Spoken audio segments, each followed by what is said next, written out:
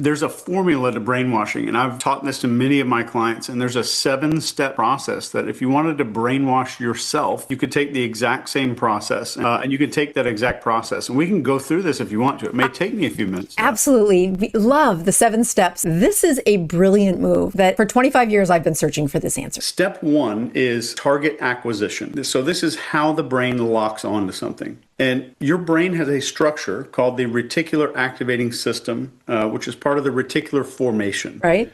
And inside of this RAS is its job is to filter reality, not really giving you full reality. It's just filtering it down to what it thinks is important to you. So you're exposed to millions and millions of bits of information every second. And so let's say it's an average of, let's say 8 to 10 million bits of information per second. Your brain holds on to 40. Your brain makes you aware of 40 of those bits. So it deletes almost everything else. So what does it keep? It keeps what it's been trained to look for. That's why when you go out and buy a new car, you suddenly start seeing that thing everywhere. Right. The cars didn't multiply, and it's not like everyone went out and copied you and went out and got the same car. Your brain says, okay, Chase thinks this pickup truck is important. I'm going to show him everybody else that has this pickup truck everywhere. So it's your brain changing a filter. So when people say, I want a better year, right, the reticular activating system completely ignores it. This is why it failed resolutions everywhere. You're starting in the wrong spot of the brain. Right, and there's nothing that it can really lock onto. So, but when you define a precise arrival condition, that word exactly. So step 2 is threat modeling. Fear is not the enemy here. And this part can make some people uncomfortable, but neuroscience is crystal clear on this. This has been reviewed for hundreds of years. The brain is not optimized for happiness. No neuroscientist will ever tell you that. It's optimized primarily for threat avoidance. If you go back to our ancestors, they were way more likely to mistake a rock for a bear than the other way around, right? So threat avoidance is number 1. Humans don't move toward pleasure, is what this is telling us. We're way more likely to move away from threat.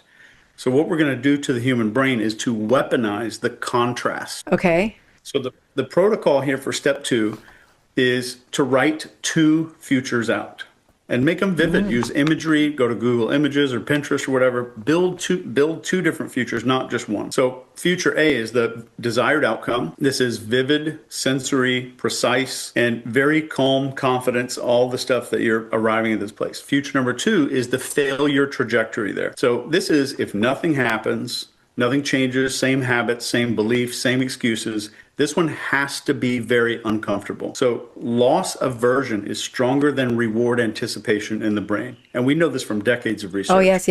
Your amygdala, this emotional part of our brain, it's a threat detection center, activates like 10 times faster and 10 times stronger than all the reward circuits. So when people only visualize success, they're missing half of the equation. So consequences are very important. So the brain needs that contrast. You need to show it where you're going if you change and where you're going if you don't. And here's the thing that most people I don't think articulate. Doing nothing is still choosing the future. And once you visually model that future emotionally, not just abstract, emotionally, something flips. Staying the same begins to feel unsafe. And that's the point that everyone needs to get to. So with step 2, we're engineering this identity thing. Your brain is going to violate logic before it violates identity. Okay. So think about this. We're not gonna say like, oh, well, I'm stupid and here's all these logic things that make total sense. We will call logic stupid and then rewire the identity around it. This is called cognitive dissonance. It's well researched. So if behavior conflicts with identity, behavior changes, not identity. This is why people sabotage goals that don't match who they believe they are. So instead of asking, how do I force myself to do this? We ask, what kind of person would never even question this behavior? Identity lives in predictive processing. So your brain's model of who I am and how I operate is what that is. So once that model updates, habits stop requiring a whole lot of effort. So that's why willpower feels exhausting as hell. It's Yes. fighting the model instead of rewriting it. So when identity shifts, behavior feels obvious. So there's a protocol here that you can do.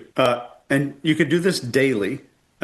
And I would recommend it daily if you really want to do brainwashing on yourself. You have to define 3 beliefs that that person holds, 3 daily behaviors that that kind of person defaults to, and then 3 standards they do not negotiate. They're not aspirations that you're setting down. You're writing the rules, like the lifestyle rules of this new identity, and on a recurring basis. So that's rule 3. All right. So next is environmental sabotage. And as a subtitle for this, you could write down context always beats discipline. So here's a super overlooked fact that is out there. If most of your behaviors is context dependent, it's not value dependent.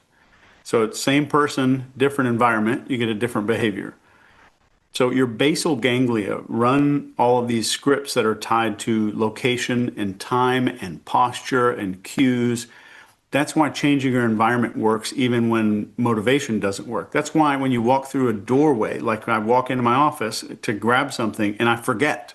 The moment I reach that little boundary from one room to the next, like you're like, oh shit, what did I come in here to do? What was I supposed to get?